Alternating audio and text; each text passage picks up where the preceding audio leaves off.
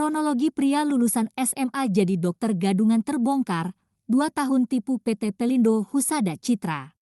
Terbongkar identitas Susanto, pria lulusan SMA menyamar jadi dokter gadungan di PT Pelindo Husada Citra, PHC.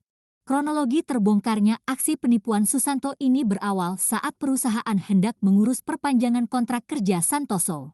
Bahkan, sebelum kasus ini terungkap, Santoso rencananya akan mendapat kontrak.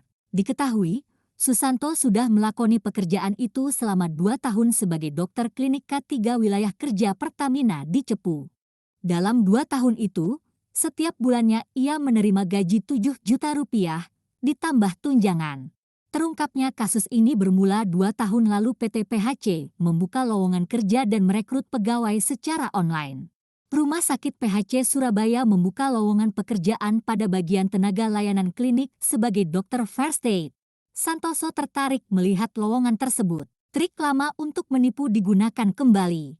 Untuk bisa mengisi formulir pendaftaran, dia kemudian mencari dokter di media sosial Facebook. Hingga pada akhirnya Santoso menemukan akun Dr. Anggi Yurikno, seorang dokter asal Bandung.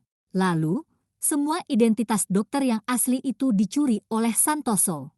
Kemudian digunakan untuk melamar kerja. Hasilnya, dokumen fiktif itu membuat Santoso diterima kerja. Direktur Utama PT PHC Dr. Subarjo mengaku telah kecolongan. Dia tugas sebagai dokter umum di klinik OHIH, melayani tes kesehatan pekerja Pertamina sebelum kerja. Tugasnya hanya mengecek kesehatan pekerja, bukan memberi resep obat, ujar Dr. Subarjo, dilansir dari tribunjatim.com. Kasus ini pun bergulir di meja hijau. Santoso sekarang tengah diadili di Pengadilan Negeri Surabaya. PT PHC berharap kasus tersebut bisa dijadikan pelajaran. Terutama bagi perusahaan yang sedang membuka lowongan kerja, ada baiknya teliti memeriksa dokumen-dokumen pelamar kerja.